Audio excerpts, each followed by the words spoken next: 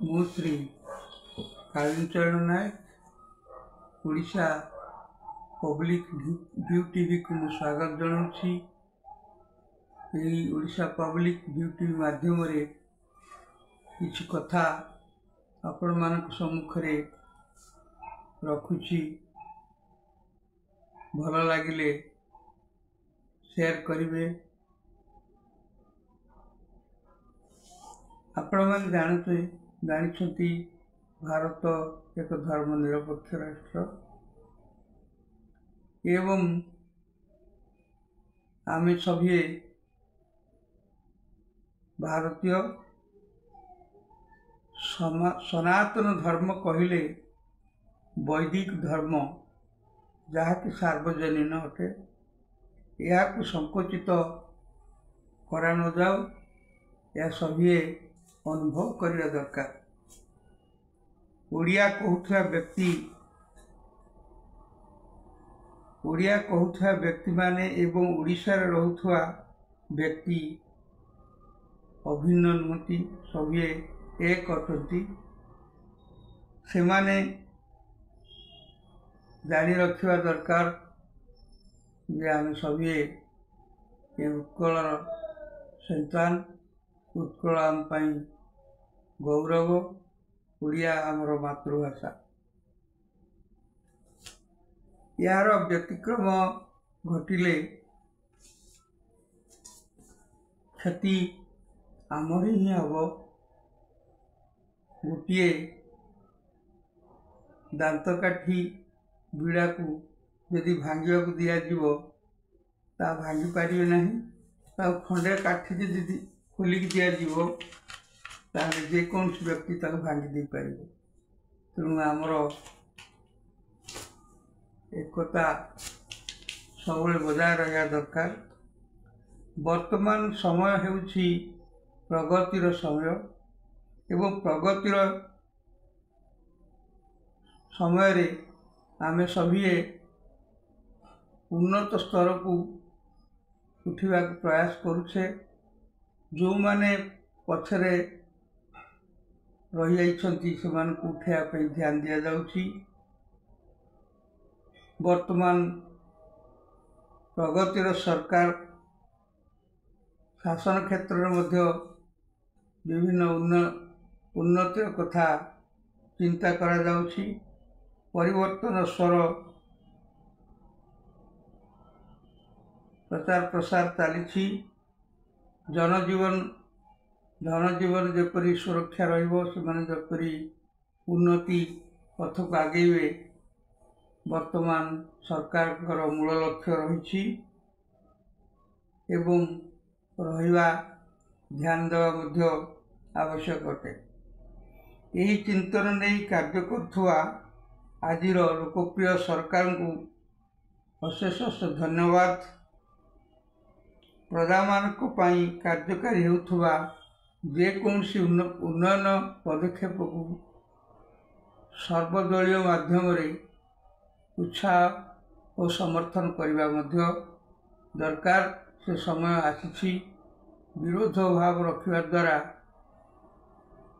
ତଳେ ରହିଯାଉଥିବା ଗରିବ, ଅନୁନ୍ନତ, ଦଳିତ ପରିବାରର ଲୋକମାନେ ବହୁତ କ୍ଷତିର ସମ୍ମୁଖୀନ ହେବେ।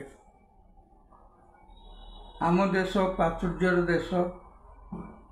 ସବୁ ଥାଇ ଆମେ ଗରିବ ହେବା ଆଦୌ ଶୋଭନୀୟ ନୁହେଁ।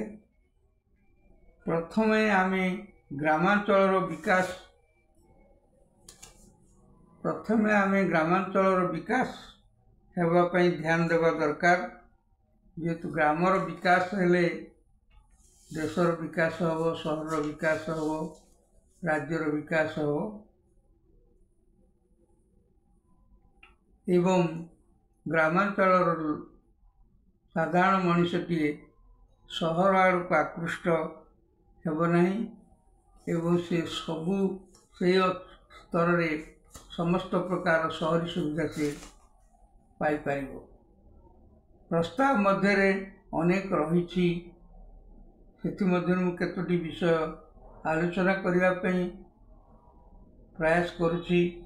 ଗ୍ରାମାଞ୍ଚଳର ଚାଷୀମାନଙ୍କର ଉନ୍ନତି କରିବା ପ୍ରାଥମିକ ଲକ୍ଷ୍ୟ ରହିବା ଦରକାର।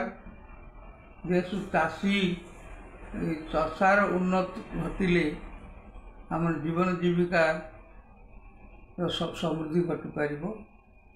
ଆଜିକାଲି ଚାଷ କ୍ଷେତ୍ରରେ ସାଧାରଣତଃ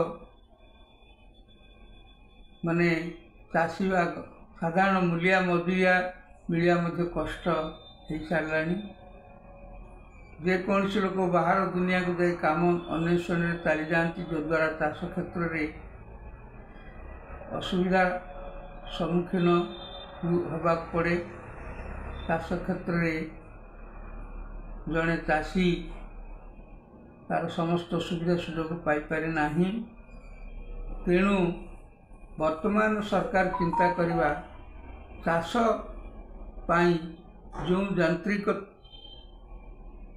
ଉପକରଣ ମାନ ରହିଛି, ଟ୍ରାକ୍ଟରଠୁ ଆରମ୍ଭ କରି କାଦୁଅ ଯନ୍ତ୍ରଠୁ ଆରମ୍ଭ କରି ଧାନ ରୁଆଠୁ ଧାନ ଅମଳ କରିବାଠୁ ଯେକୌଣସି ଯନ୍ତ୍ର ସବୁ ଆଜିକାଲି ବୈଜ୍ଞାନିକ ପଦ୍ଧତିରେ ବାହାରିଛି, ସେସବୁର ଉପକରଣ ଗୁଡ଼ିକ ଅନ୍ତତଃ ପଞ୍ଚାୟତ ସ୍ତରରେ ରାଜ୍ୟ ସରକାରଙ୍କ ତରଫରୁ ରଖିବା ଦରକାର, ଯଦ୍ୱାରା ଗ୍ରାମାଞ୍ଚଳର ଚାଷୀମାନେ ସେସବୁର ବ୍ୟବହାର କରି ଚାଷ କ୍ଷେତ୍ରରେ ନିଜକୁ ହଟେଇ ପାରିବେ ଏବଂ ଅସୁବିଧାର ସମ୍ମୁଖୀନ ହେବେ ନାହିଁ।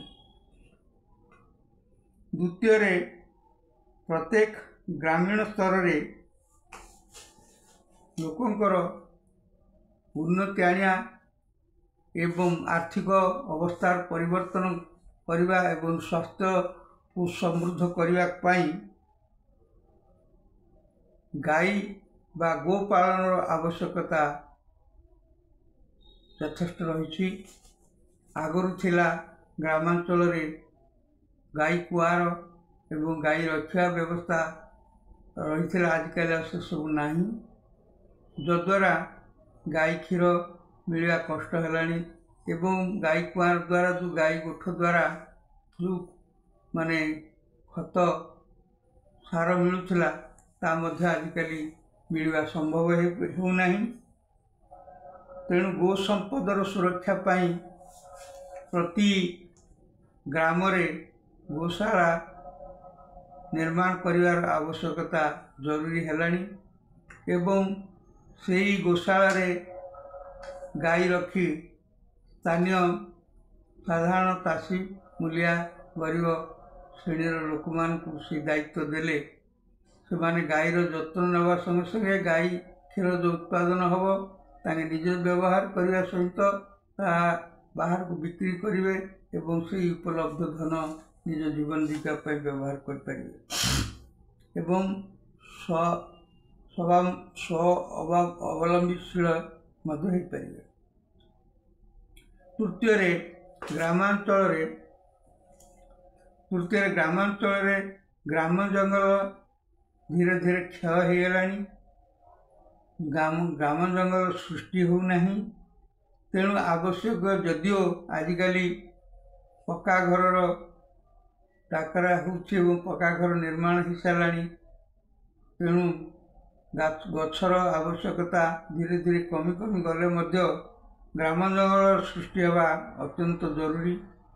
ଏବଂ ଯେଉଁ ଗାଁ ସ୍ତରରେ ଗ୍ରାମ ଜଙ୍ଗଲରେ ବିଭିନ୍ନ ଉପକରଣ ଗୃହ ଉପକରଣ କାଠ ସହ ମିଳିବା ପାଇଁ ଧ୍ୟାନ ଦେବା ଦରକାର। ତତ୍ସଙ୍ଗେ ସଙ୍ଗେ ଔଷଧୀୟ ବୃକ୍ଷର ମଧ୍ୟ ଲଗାଇବାର ସମୟ ଆସିଛି, ଯଦ୍ୱାରା ସାଧାରଣ ଯୁବକ ଯୁବତୀମାନେ ଆତ୍ମନିଯୁକ୍ତି ପାଇବାରେ ସଫଳ ହୋଇପାରିବେ ଏବଂ ସେମାନଙ୍କର ଆୟର ପନ୍ଥା ବଢ଼ିବ।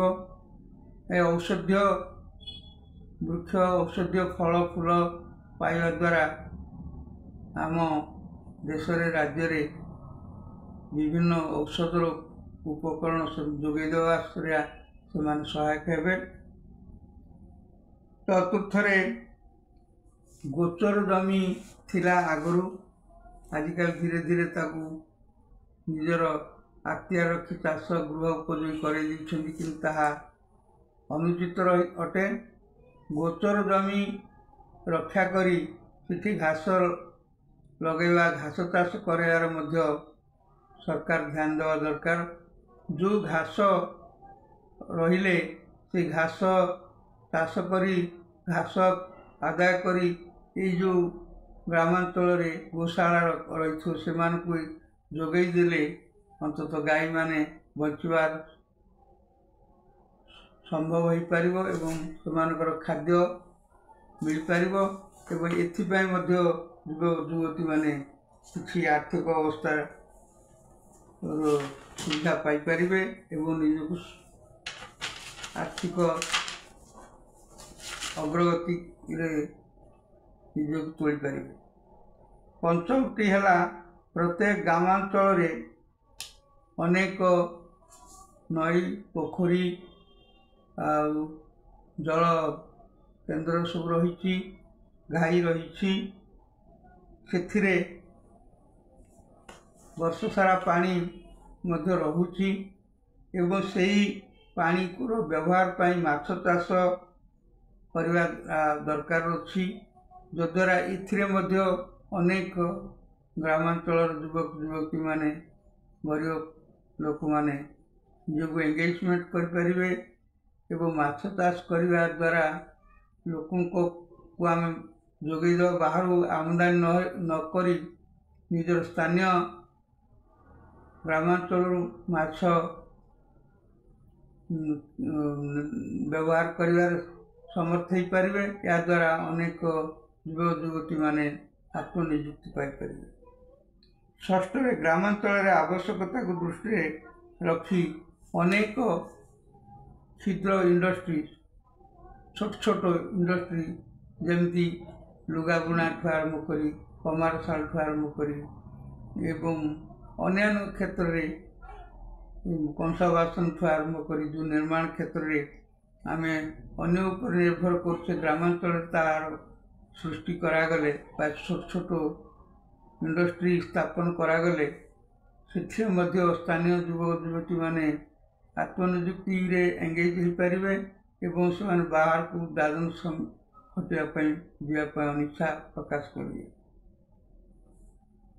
ସପ୍ତମରେ, ଆଜିକାଲି ନୂଆ ଯୋଜନା କାର୍ଯ୍ୟକାରୀ ହେଉଛି, ଯାହାକି ପ୍ରଧାନମନ୍ତ୍ରୀଙ୍କ ସୂର୍ଯ୍ୟଘର ଯୋଜନା ମାଧ୍ୟମରେ ସୋଲାର ଲାଇଟ୍ ଦ୍ୱାରା ବିଦ୍ୟୁତ ଆଲୋକ ପାଇବାର ବ୍ୟବସ୍ଥା କରାଯାଉଛି।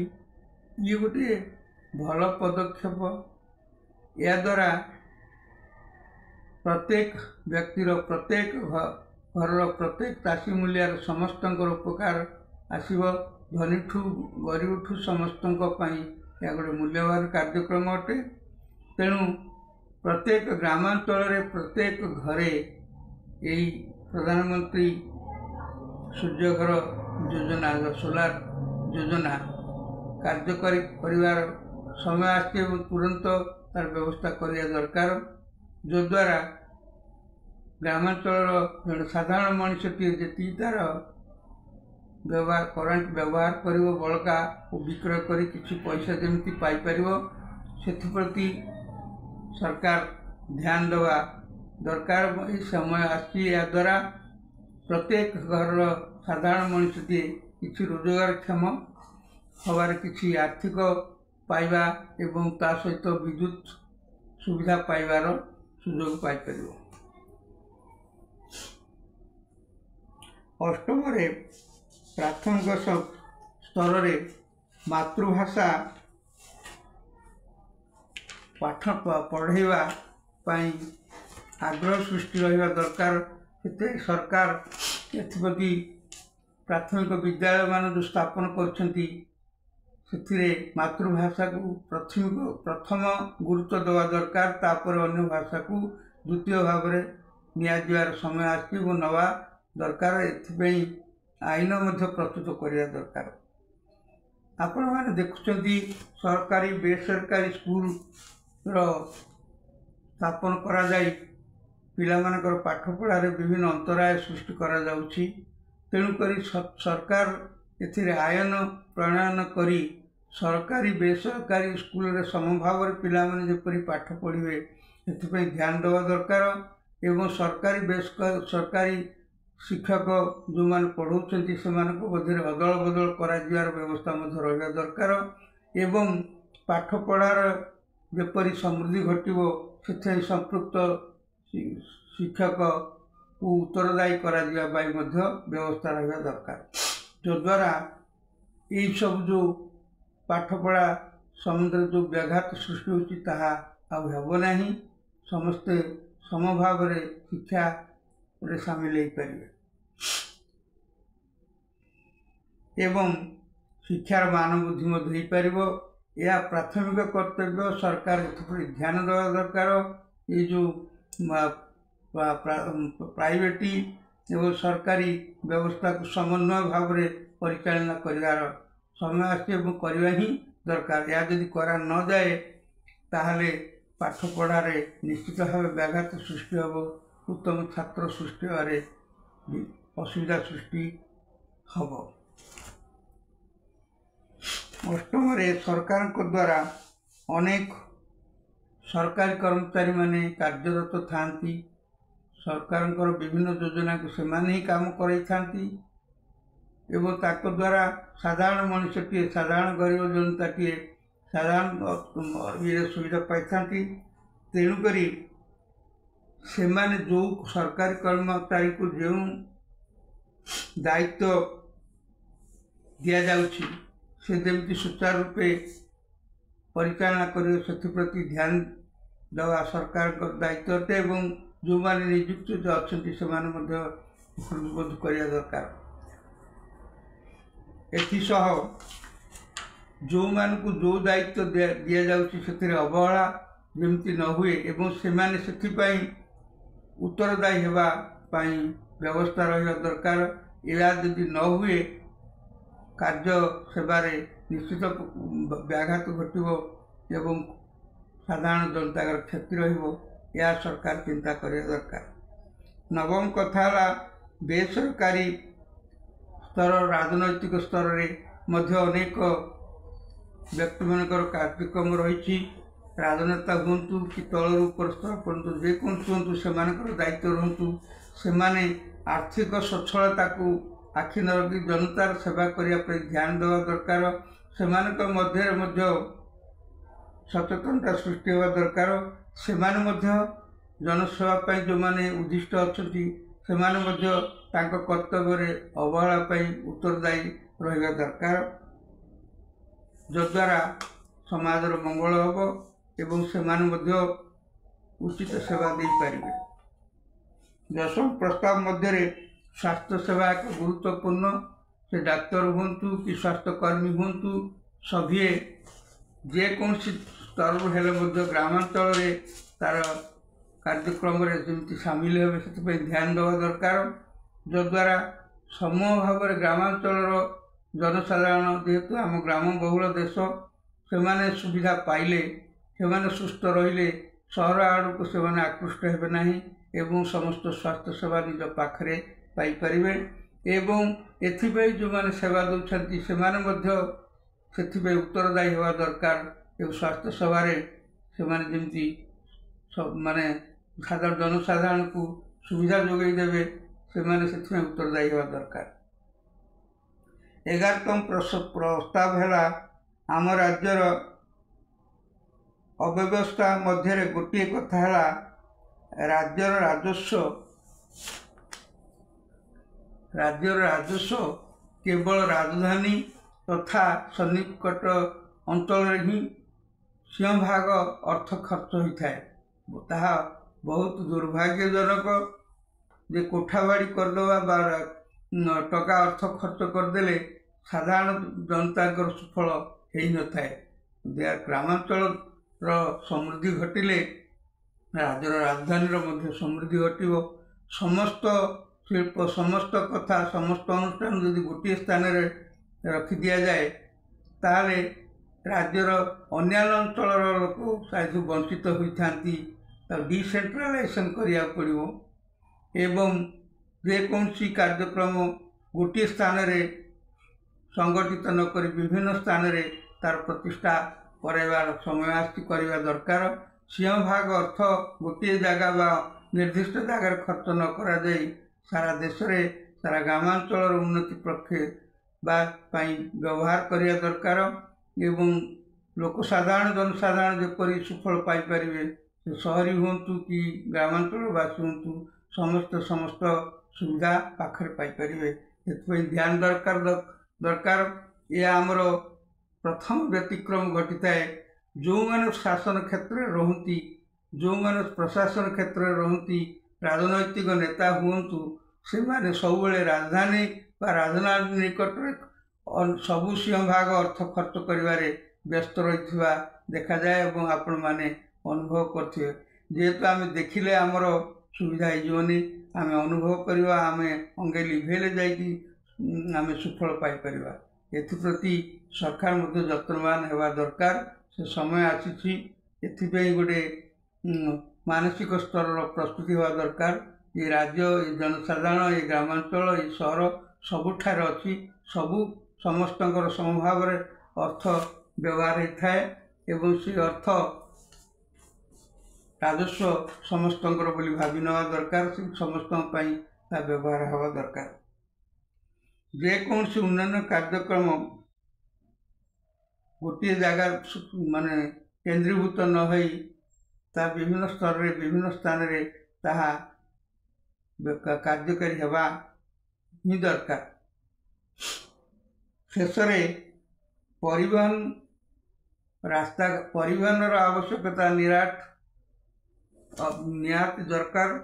परिवहन रास्ता घाट उन्नतीकरण नहेले जीवा आसबार सुविधा नहेले लोक कौन सुविधा पाइपर नहीं सबुआड़े सबु जगह को जेपरी कम्युनिकेशन सुविधा हो पार से आम बजेट रे प्राथमिकता दवा दरकार।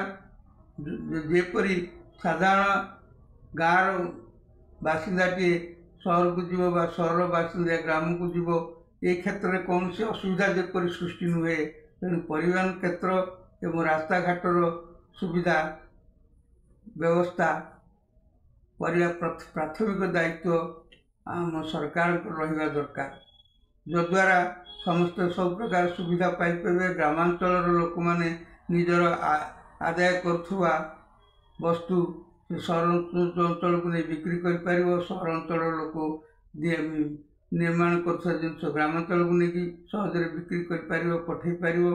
तेणु रास्ता घाट कम्युनिकेशन सुविधा जदि न हुए ताहले उन्नति आम भाविया भूल हेब एक कथा निश्चित। तेणु प्रति कथारे प्रति ग्राम रे केवल गोटे दुईटी स्थान जोड़ी सहरी स्थान रे आखि दृश्या रास्ता घाट कर दे रहिबा बाहबा नवा आजिकार डाकरा नुह। तेणु समस्त राजनैतिक नेता माने जो माने को ई सरकार साधारण जनता जो मान को बाछी जो मान को उच्च आसन रे बसई जो माने उच्च स्तर दरमा पाई जो सरकारी कर्मचारी माने उच्च पदवी रही गोटे स्तर रही से चिंता करिवार समय आसी जे से माने जमती ग्रामांचल सुविधा प्रति ध्यान देवे एवं बजेट जो होची समस्त अर्थ जमी समभाव बंटन हो पार से प्रति ध्यान देवा समय आसी जहाँ हबार निश्चित भाव व्याघात घटी आपण मैंने सभी अनुभव कर समस्ते सचेतन हेले जानिले जे आमे आमर अर्थरे गोटे जगार केंद्रीभूत न होई तार समीकरण हवा दरकार बोली समस्त अनुभव कर निश्चित समय आसो एथि समस्त सचेतन रही सारी एवं जो मैंने ग्रामांचल रही राजनैतिक नेता उपरे आमको शासन कर जो मैंने शासन क्षेत्र रही से एक अनुभव करने दरकार। जहा हो आजिपाई एति उपस्थापना करुछि यदि किसी भूल थो क्षमा देवे भल थिले शेयर करेंगे सब्सक्राइब करेंगे। धन्यवाद।